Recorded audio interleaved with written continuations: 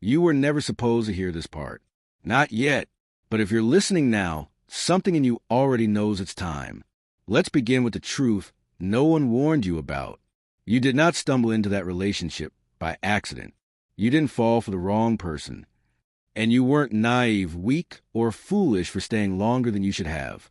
The truth is far more unnerving. You were placed there, not to be destroyed, but to be revealed. Because some relationships don't enter your life to give you love. They enter to expose what you believe love requires you to sacrifice. And if you're honest, deep down you've always known something about that connection didn't feel normal. It felt consuming, magnetic, heavy in a way that was almost spiritual. It didn't just touch your heart. It reached into your identity. You didn't simply fall in love. You slowly disappeared. And that is not an accident. Most people believe narcissistic relationships are about attraction, trauma bonding, or chemistry gone wrong. But what if that's only the surface? What if the real reason you were pulled into that dynamic is because something inside you was waking up and the awakening required friction? Here's the uncomfortable truth. You weren't chosen because you were weak. You were chosen because you were bright. Narcissistic personalities are not drawn to emptiness. They are drawn to fullness, to warmth, to empathy, to depth, to people who can carry emotional weight without dropping it. They sense that before you ever say a word. You carried presence. You carried intuition. You carried emotional intelligence, compassion, and the ability to see beyond masks.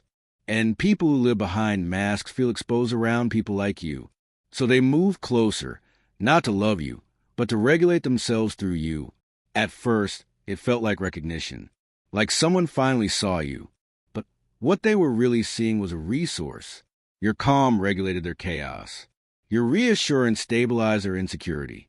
Your patience compensated for their volatility. You became the emotional environment they could survive inside of. And because you were kind, you didn't notice when love slowly turned into labor. That's how it begins. Not with cruelty, but with intensity. Not with abuse, but with intensity dressed as intimacy.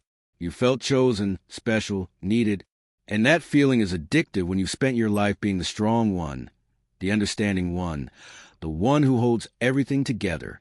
But here's the part that changes everything. The moment you started needing something back, the energy shifted. Suddenly you were too sensitive, too emotional, too much. The same qualities they once adored became accusations. And you started shrinking, not because you wanted to, but because you were trying to preserve the connection. That's when confusion set in. You began questioning your instincts, replaying conversations, rewriting your needs so they sounded more reasonable. You thought love required more patience. But what you were really doing was abandoning yourself to keep the peace. And your soul felt it. That tightness in your chest. That exhaustion you couldn't explain. That sense of losing your footing. Those weren't signs of weakness. They were warnings. Because here's what no one tells you. Your body recognizes betrayal long before your mind accepts it. And your spirit knew this wasn't love. This was survival. Still you stayed. Because you believed something beautiful could be salvaged. Because you thought if you just loved harder, communicated better, forgave more, stayed softer, it would change. But here's the truth that breaks people open. Love does not heal someone who refuses to face themselves. It only reveals how far they're willing to go to avoid accountability. And eventually, you reach a point where something inside you quietly said, "This is costing me too much." That moment, the moment you began to feel the weight, was not weakness. It was awakening, because the relationship was never meant to last. It was meant to show you what you tolerate when you forget your worth. And that realization is devastating and sacred. You see, not all lessons arrive gently.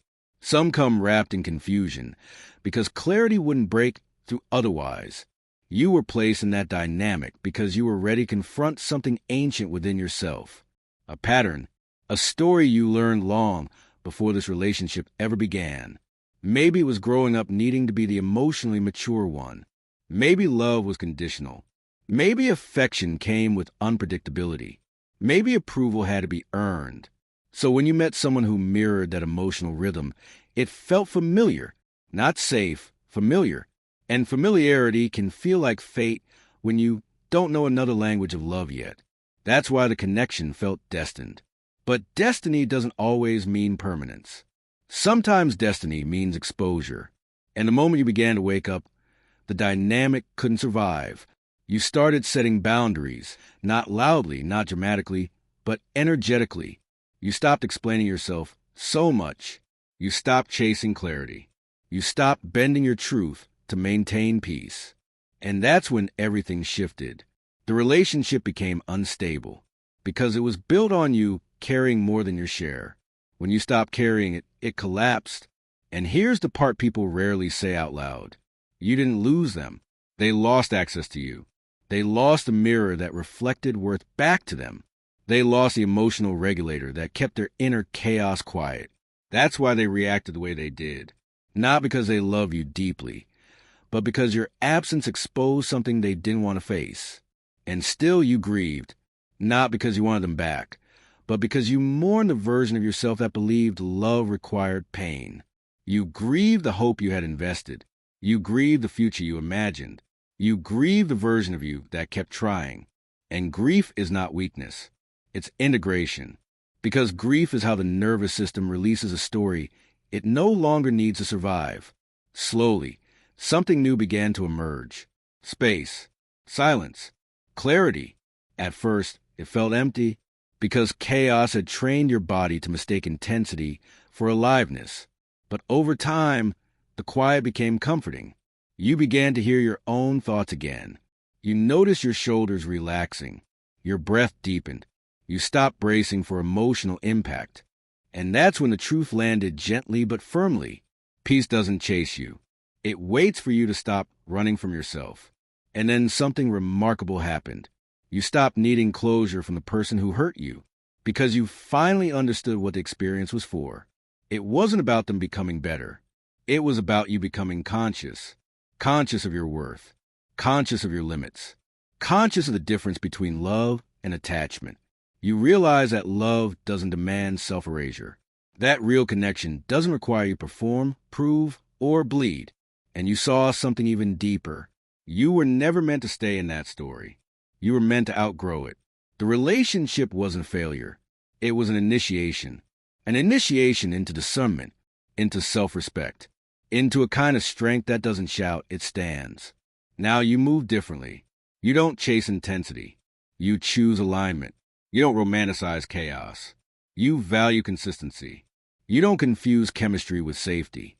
You understand that love should feel grounding, not disorienting.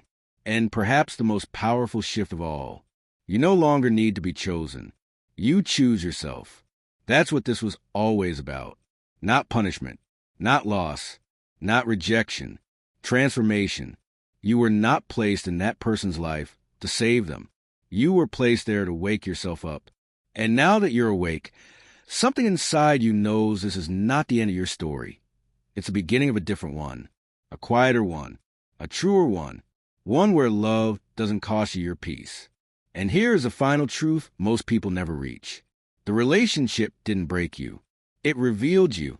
And the version of you standing here now, clearer, stronger, more discerning, is not an accident. It is the result. So the question isn't why you met them. The real question is this. Now that you see clearly, who are you becoming next?